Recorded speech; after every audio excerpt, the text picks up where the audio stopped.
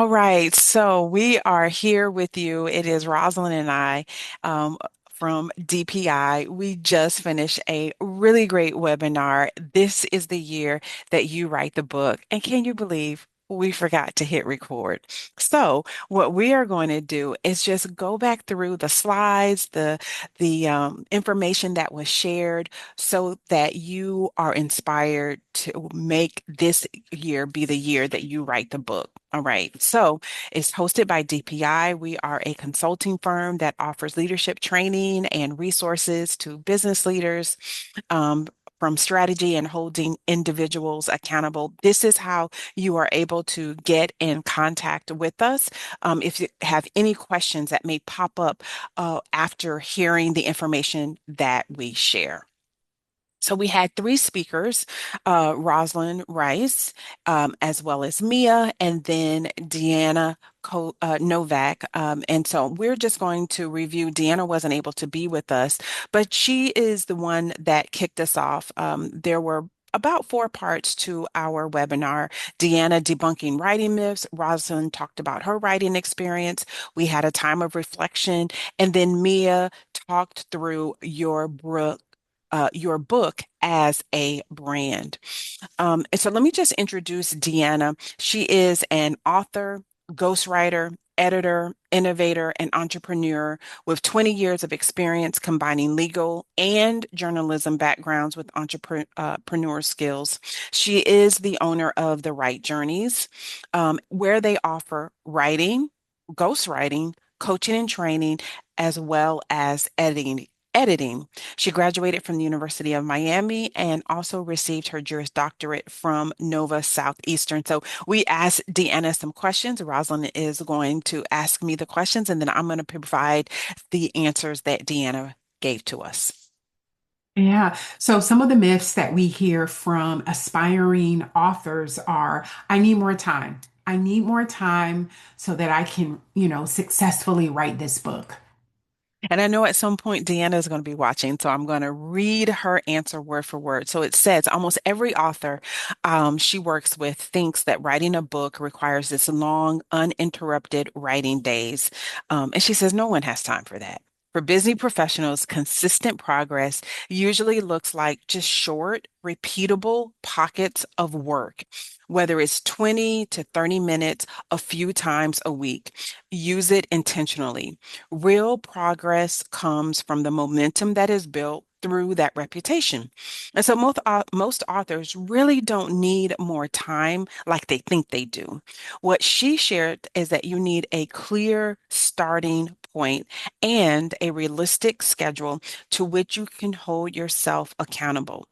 Beginning usually means just doing an outline, voice noting ideas or capturing stories as they come up in your daily work. You start with the time you already have and then let consistency work for you. Yes. Another myth is I can't start right because I don't have the perfect title. I need the perfect title. She says titles are not a starting point, and I do just want to reiterate that it is not a starting point. And waiting for a perfect title only delays writing because it forces clarity before really clarity begins. What she prefers is that when authors aren't already set on a title, she actually prefers that authors aren't already set on a title because when they are, they tend to try to fit the content into those words rather than allowing the title to emerge after the messaging. Early on, the focus should be on the core message. And this is what she says and shares you really need to have your focus on in the early stages. Who is the book for? What problem is the book going to solve? What do you want the reader to walk away believing or doing differently? Now, if you're taking notes, which we hope you are, because there was a lot of great information shared, I want to restate that. Early on, your focus needs to be on the core message, and you determine that by asking, who is the book for? What problem does it help to solve? What do you want the reader to walk away believing or doing differently? And then from there, great titles almost always emerge after the writing starts to take shape. I absolutely agree with that. So the third myth that we asked Deanna about is I want to write the book, but I don't know what to share. She wants to remind authors all the time that everyone has a story, and she truly believes that. The uniqueness doesn't come from certain events or topics. What it does come from is your distinctive perspective on those events or topics. Some of the most powerful books aren't built on any type of extraordinary experience, but what they are built on are lived experiences of those or lived insights of your experiences. In initial conversations, what she does is she can see where you have excitement and there's passion and it's focus. And she wants to continue to bring you back to that passion and focus throughout the writing process. She listens to the questions that are asked repeatedly, the lessons they learned the hard way, the moments where their thinking changed, and the mistakes they wouldn't want others to repeat. The story doesn't need to be rare, it just needs to be useful and honest. Useful and honest. So if you've lived it, if you've navigated it, or you've learned from it, um, she promises there's content worth sharing. Those are great nuggets, useful and honest. So then the fourth myth that we asked her about is I don't know anything about writing a book. And I can say when I started, I didn't know anything, but I knew I wanted to write a book. So she says one big misconception is that you need to know the entire structure or the whole literary concept in and out up front. And she says many soon-to-be authors think they need to have all the answers, know what genre it is, how many chapters there's going to be, what the cover is going to look like, how they are publishing, etc. And BM shares you don't need to know any of that. You already have the hardest skills that you need, and that is your expertise, your real world experience, your problem solving ability, and a voice that is developed through years of communication. So, writing is more about translating what you already know into a form others can access and not underestimating the crucial importance of strong editing. All right, and this is the last one. This is the last myth we want to debunk. One mindset shift that helps writers actually start and keep going. So not just starting, but actually continuing. And when we were in the call, we actually asked how long has it been since you started your book? And we heard everything from a couple of years ago, 3 years ago, 4 years ago. And I shared it's been 7 years since I started writing an outline of what I wanted to put in the book. So this is the biggest shift. She says, shift your mind from thinking this has to be good to it just needs to exist, at least in the beginning. So moving from this has to be good, must be a bestseller, New York best, New York Times best-selling list. No, it just needs to exist. Writers get stuck when they expect the first version of their book to resemble what the final book will look like. Often, this is simply another form of procrastination to avoid starting at that scary blank screen that is staring at you. The authors who finish understand the messiness is just part of the process and not a sign of failure. Once you give yourself permission to write imperfectly, momentum replaces your hesitation. Progress comes from showing up before you feel ready and trusting that refinement is going to come. It's going to come later, but it's going to come. She tells everyone that the most important thing is to just get words on a paper. Don't worry about whether it makes sense or where it's going to go or what the punctuation is. She just wants to encourage you to get started. So after we shared those myths, we then moved to Rosalind. And for those of you who don't know Rosalind, she's on a global mission to inspire the world. She has provided inspiration with decades of blogging and mentoring and public speaking. She embraces storytelling and humor to pull readers in and bravely inspire them. She's a best-selling author of two books you see there, What's Next? the unspoken truths every business leader needs to hear, as well as Power of One. She brings decades of experience guiding entrepreneurs and leaders through growth and reinvention. And she's just going to share a little bit about her journey as an author. Thank you, Renee. I'm excited that you are here listening to this replay. And really, it is about not finding the time to write the book. We heard Deanna kind of respond to that. I can say, even from the vantage point of now being an author, I didn't find the time. A lot of people will see me. This is a question that they will ask. They see me out speaking and, consulting business owners and facilitating workshops. And they say, how did you find the time to write that book? I didn't. It started with a decision. And that's why, January 21st, we wanted to have this webinar because this is the year. This is the year that you actually write this book. And we wanted to give you a practical pathway. That's what we do at DPI, to be able to write the book. So it's not about, having a title or a structure. The decision that you make comes long before any of that. The other thing is, you might not have clarity. Clarity does not come when you are in the beginning stages. Clarity comes as you are writing. So, one of the reasons why I wrote this book is because a part of my personal brand is to be a thought leader. And for me, writing is about being able to showcase or display that thought leadership. And I wanted to make sure people knew that what I wrote about is what I believed in. It's what I had learned. It was about my experiences. And I knew I needed an audience and a very clear understanding of who that audience was going to be. So for me, it was about the thought leadership of being able to communicate clearly just what I've learned along the way. In both of my books, that thought leadership is on display.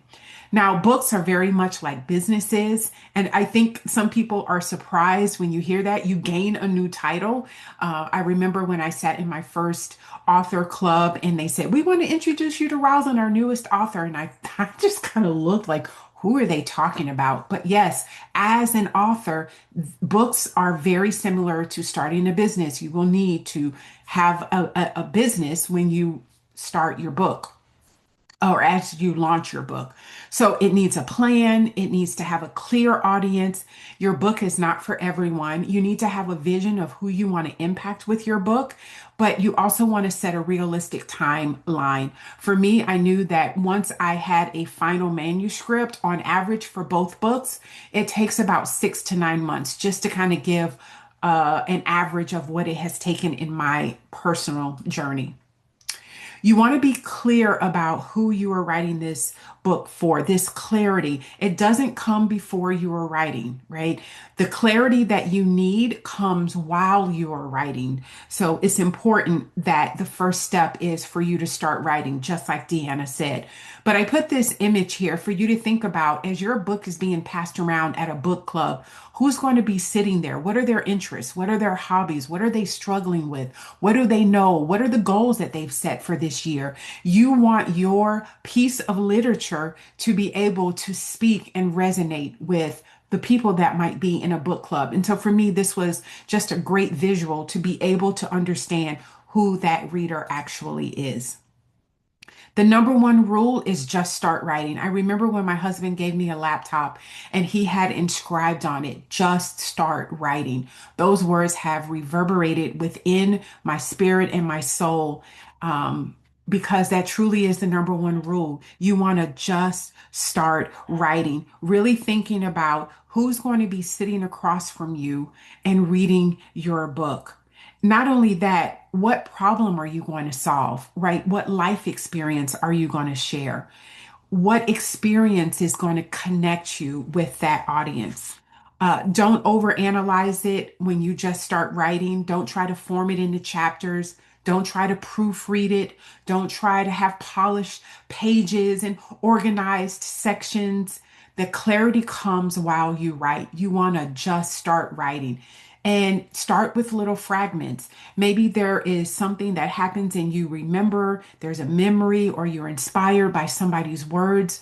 Write it down, journal it. Maybe you use voice memos. I have sat in my truck and literally kind of say, "Hey, I want to remember this for my book." You can use that, or you can also put notes on your phone. Book of Rosalind, right? And just different ideas that come to you. So the idea is really rule number one, start writing. Forget about the title for now. Deanna actually gave great insight there. You don't need a title to begin. Writing starts that clarity process.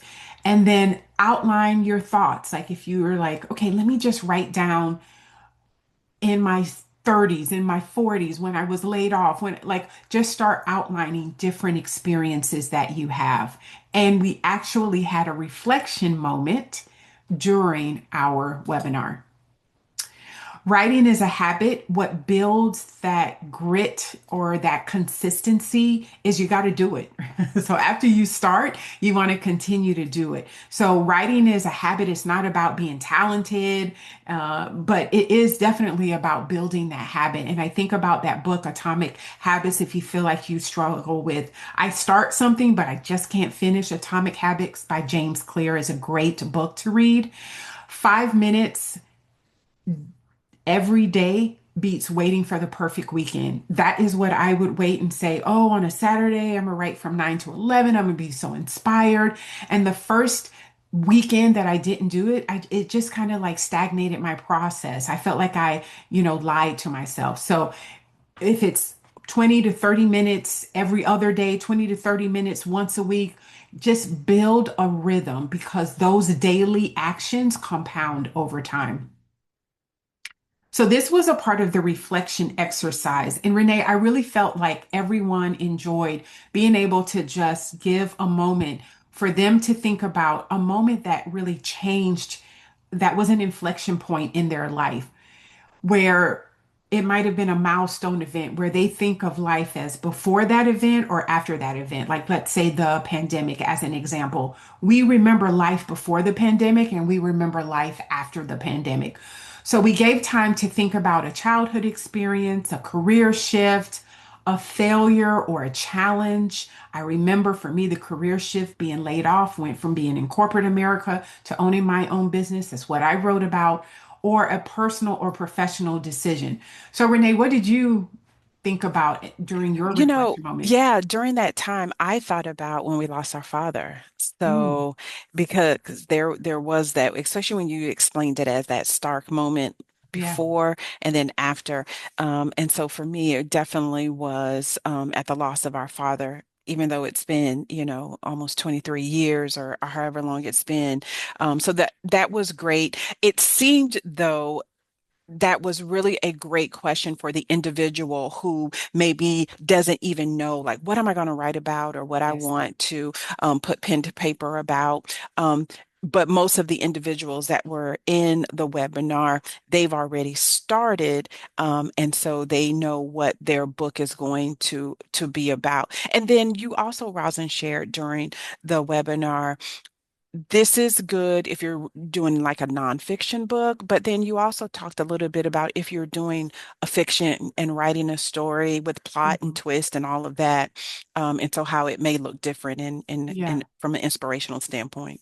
Yeah, no matter the genre, the point is to start writing, right? Because you can start writing and then you're like, wow, this might actually be a great fiction book and there's characters and plots and twists.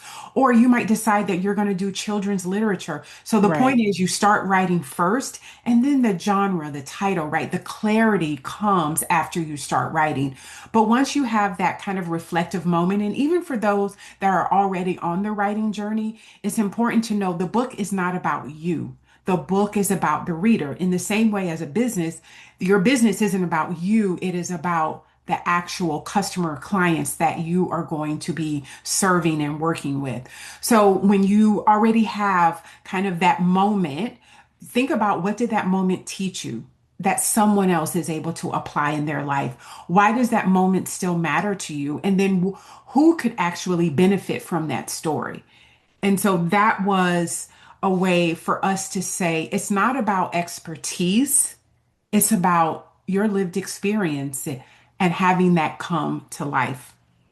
So we had about 2 or 3 minutes of journaling, and I definitely told everyone it went silent during the webinar. Hmm. Get used to that sound because as you're writing, you might decide that you want to sit in silence. All right, so you don't have to do this alone. When I was really struggling with writing, and this was many years ago, it was because I thought that I needed to do it on my own. So at the beginning of last year, I'm like, this is the year that I'm going to write this book in 2025. And that is exactly why we named this webinar, This is the Year, because I just made that decision. And then I reached out to Deanna, who was incredibly knowledgeable and had such incredible experience to help me organize my thoughts and what I wanted to say and who this would be presented to, and actually then discovering what the title would be. Support makes the process stronger, and I would also say accelerates the process. So this could look like having an editor, a proofreader, a ghostwriter if you want someone to be able to capture your tone, but you're really struggling to make that book a reality, a graphic designer. And we had Mia at the end kind of talk about that experience beyond the book. But a team of support is really going to help you have a much stronger process and really help accelerate that process. And we're going to talk a little bit later about also having on your team as a launch team, right? I know Yes, we're gonna get to that, but Rosalind, I want to absolutely. take you back because you missed this point. Did And I it was miss? very you what you missed was that writers also need to be readers. Do Yes. you remember you talked about that? Yes, I said that as a writer, you need to be able to read a lot of different genre. So when I started actually wanting to go on the writing journey, I actually increased my appetite for reading. And I had to make time. There were sacrifices with that. But I will read children's stories. I read the other day to my husband, even though we're empty nesters. So I read children's stories. I read a lot of nonfiction because I do read a lot for work, but I also will read fiction. So the more that you read, I read articles, I read blogs, I read ebooks, the more that you consume, it helps you refine your style, your tone. You see how different people present information. It makes you a stronger writer when you are a strong reader. Now let's go back to the team because Rosalind, I want to make sure that you It's here. really, really, I know it's there, but the point about checking references, reviewing Yes. websites. Thank you. Yeah, you want to make sure there can be a lot of scam artists in any industry, and the writing industry is not exempt from that. So you want to make sure that whoever is on your team, the first key is that there is trust, right? So check your references. I remember when I had watched Deanna for years, and so I knew her. Her and I are both in the National Association of Women Business Owners. So there was very key trust there. But you want to check references. You want to review websites. You want to review where that business is registered to make sure it's a legit business. You want to be careful. You want to ask a lot of questions about the process. You can utilize AI to help you ask, like, hey, what are some questions that I should ask someone that I want to hire to be a copy editor, right? And the other thing is, this whole team is there to elevate your voice, not say something different than what you want to put on paper, but really help elevate your voice versus replace it.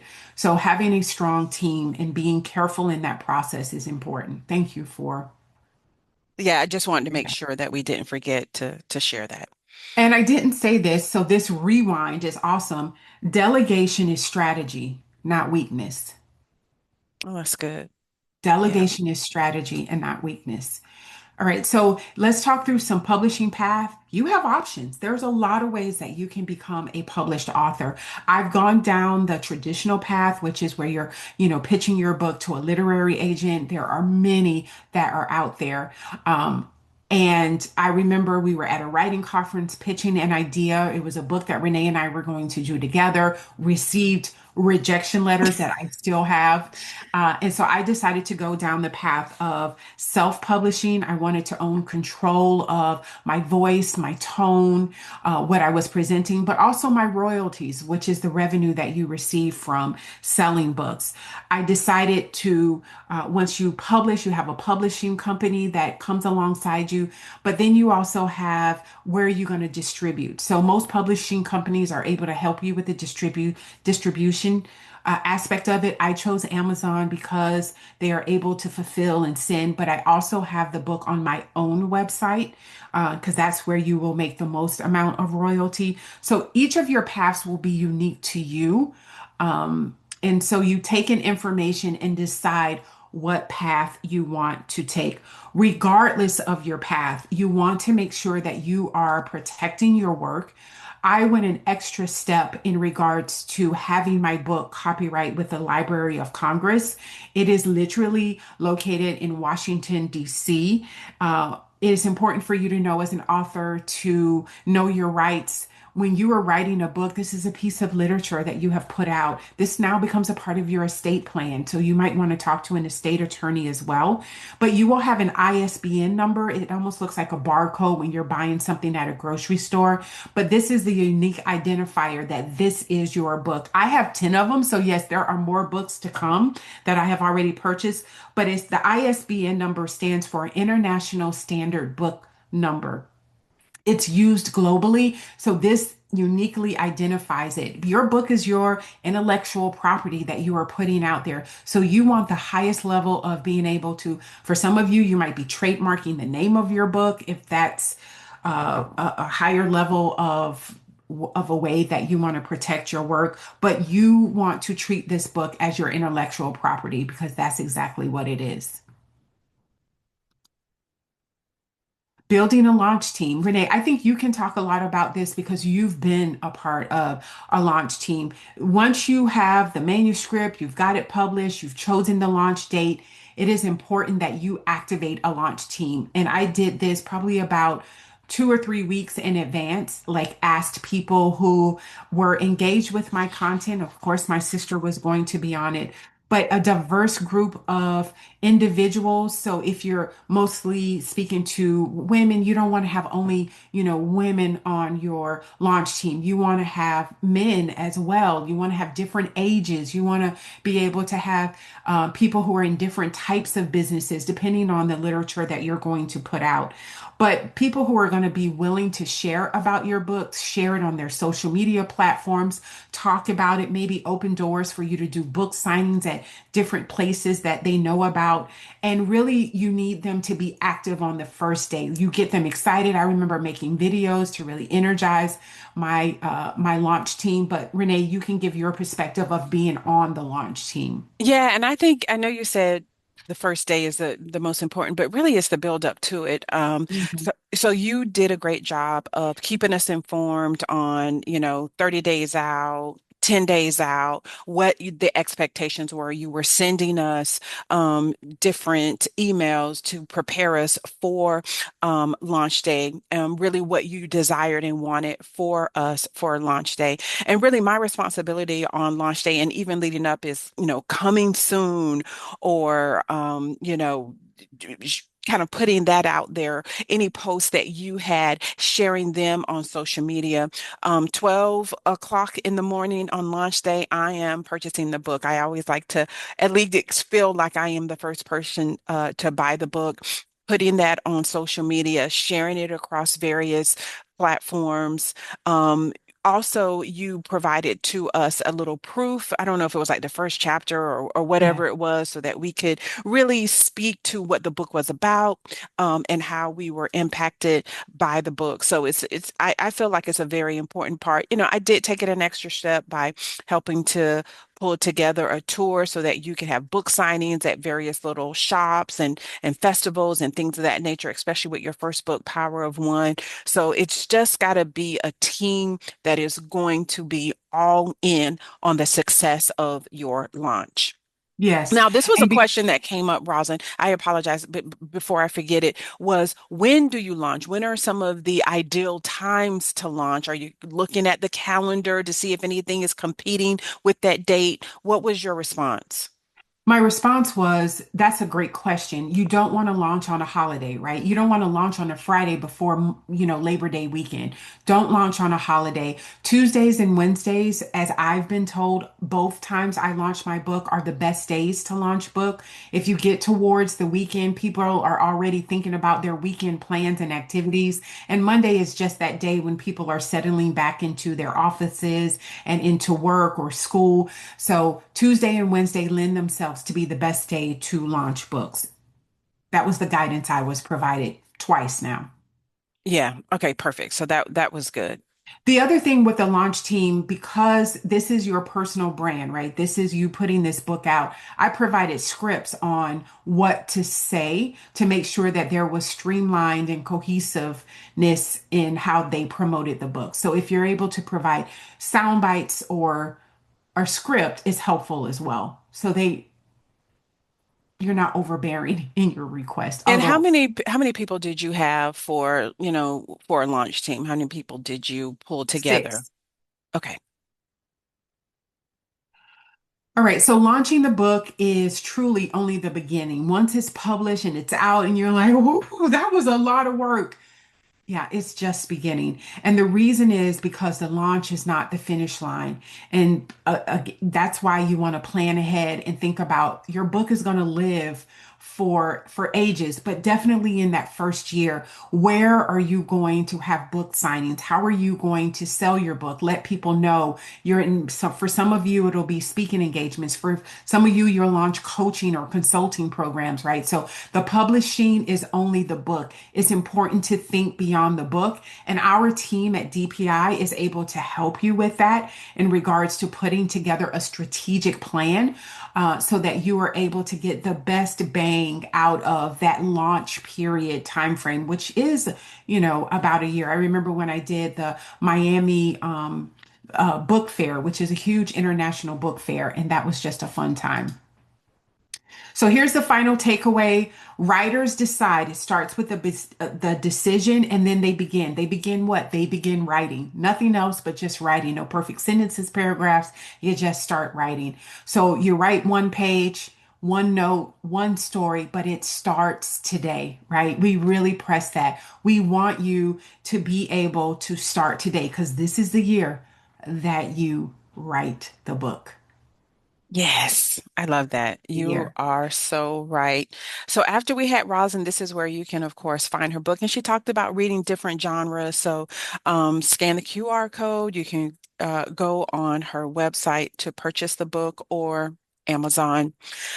Then we had Mia, who we introduced Mia, who is the founder and owner of Mia Brands. She is an innovative brand strategist and design consultant whose passion for communicating can be an asset to your brand. She helps to design your brand as an author.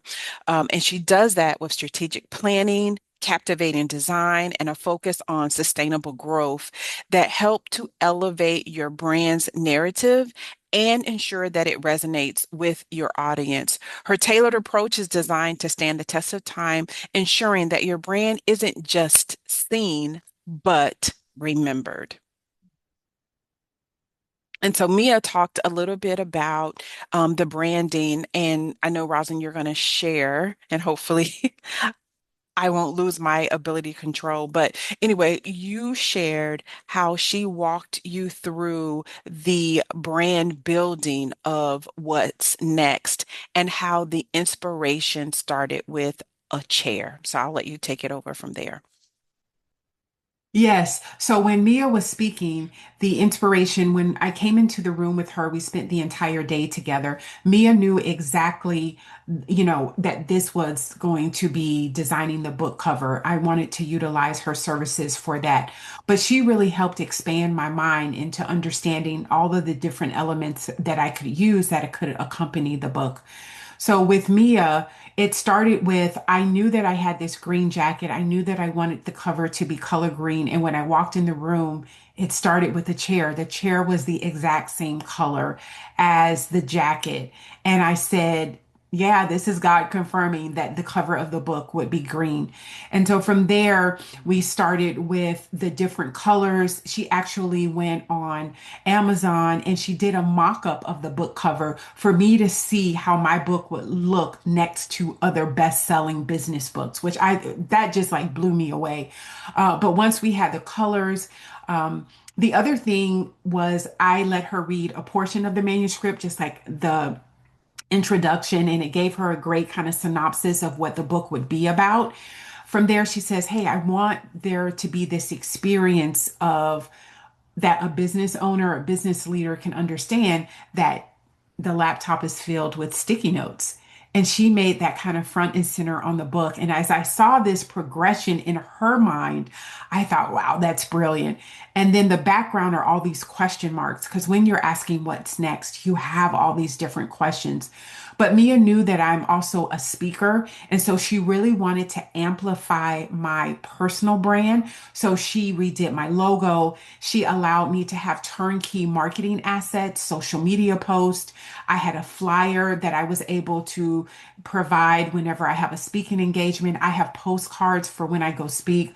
I have, if you buy one of my autograph copy books from my website, rosalindrice.com, you get a bookmark. So all of the accompanying pieces just came together cohesively because your book goes beyond just the cover. Is a book judged by its cover? Absolutely. And it's almost at a wedding, you need to make sure that you pay a premium price for your photos and videos because that's all you'll have left. It's the same when it comes to designing the cover of your book. You do not want to have a mediocre experience. You want to have an elevated book cover because people will decide based on the book cover and the synopsis on the back whether they buy the book or not. That's so true. They absolutely will. And it needs to be something that is handled with excellence. Yeah. Yeah, it And so has to she be brought handled with excellence. the whole brand together. I have t-shirts, I have banners, like I have all the accompanying pieces to have this very streamlined, um, professional experience. And so thank you, Mia, Mia Brands. Co. That is how you can reach, you can see more about her website. But it was a joy to bring that fresh perspective on the writing journey because many people think it stops once you launch the book. All right. And really, that was all that we shared with regard to this is the year that you write the book. So we thank you so much. If you have any questions whatsoever, if there are any concerns, or if maybe there's a question that you have and you're watching this replay, or you want the information for one of the experts that we had on, Rosalind, if you could put up that slide, it has a QR code where you can message us our contact information, our website, our social media handles, where you are able to find us here at DPI so that we can get you the answers that you need for your questions. And with that, we will say have a great morning, afternoon, or evening.